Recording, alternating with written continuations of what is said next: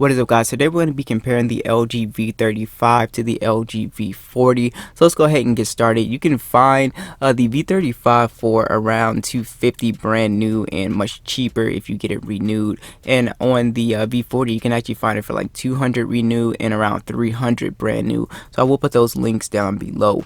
So let's go ahead and get started. Not a huge difference with both of these phones, but some essential differences if you're trying to choose between them.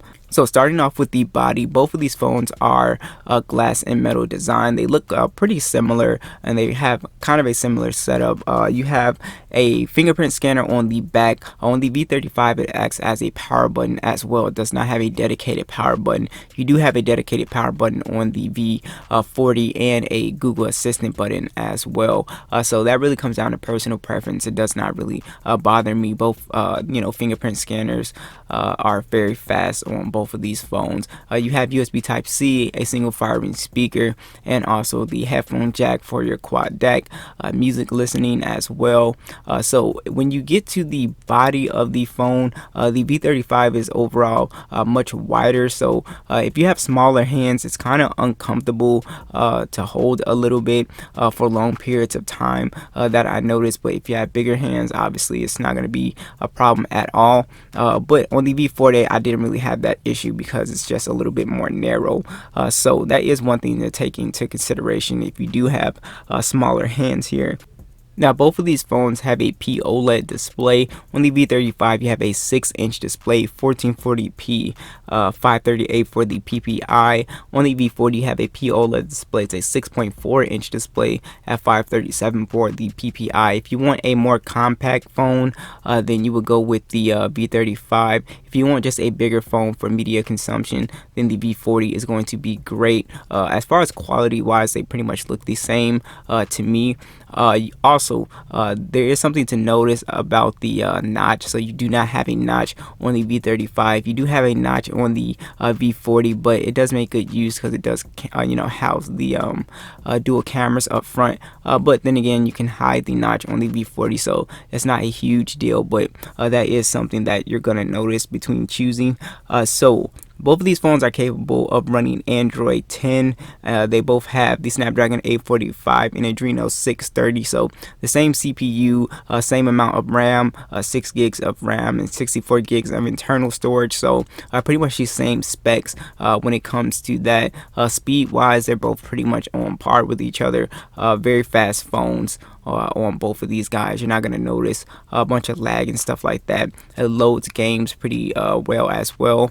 You also can play games at high settings, no problem. Fortnite, Call of Duty, PUBG, these are both great gaming phones. Now both of these phones have NFC for your mobile payments. So like I said, a lot of the stuff on here is pretty much the same. You also have, again, the quad DAC for music listening. The speakers on here are about the same. I think the V40 just has a little bit more depth to the sound as far as like the bass and stuff like that, but they both pretty much sound very, very loud and pretty much on par with each other. So let's go ahead and talk about the cameras, because I think this is a kind of a difference, but like I said, it's not a huge difference. So on the V35 you have a 16 megapixel standard and a 16 megapixel ultra wide. It's using 4K. You also have an 8 megapixel camera up front. On the V40 you have a triple camera setup. So you have a 12 megapixel standard, a 12 megapixel telephoto lens, so you can take advantage of those portrait shots and stuff like that and really get some crispy shots. You also have a 16 megapixel ultra wide, and that shoots in 4K 30 or 60 FPS. And again, you have that dual camera setup up front. It's an 8 megapixel standard and a 5 megapixel wide. So if you're taking group selfies, that'll be a really good useful camera for you. So as far as image quality, as you can see, the V40 is definitely a little bit better. Obviously, it's the upgrade of the V35. And what I noticed the most is that the V40 does a really good job with color accuracy.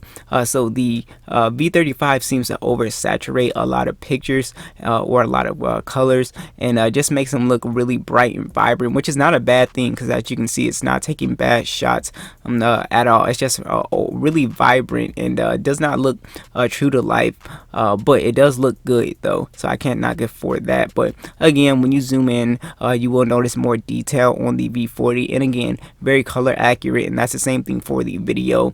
Both have very good video, just very color accurate on the V40. So it really comes down to taste. Overall, I do think the V40 is a pretty good camera upgrade. In addition, like I said, you get that telephoto and you get the extra camera up front.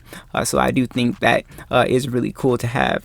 Now, as far as battery life, you have the same size battery, a 3,300 milliamp battery on both of these guys, 18-watt fast charging. You also have wireless charging on both of these phones as well.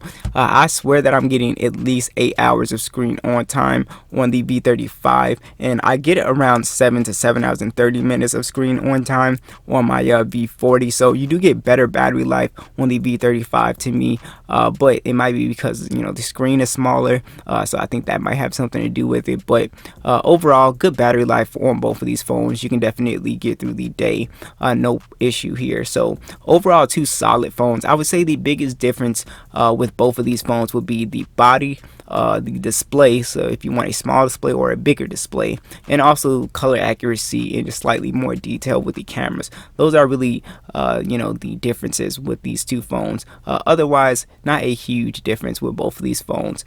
So what do you guys think? Be sure to let me know, and I'll catch you guys in the next one.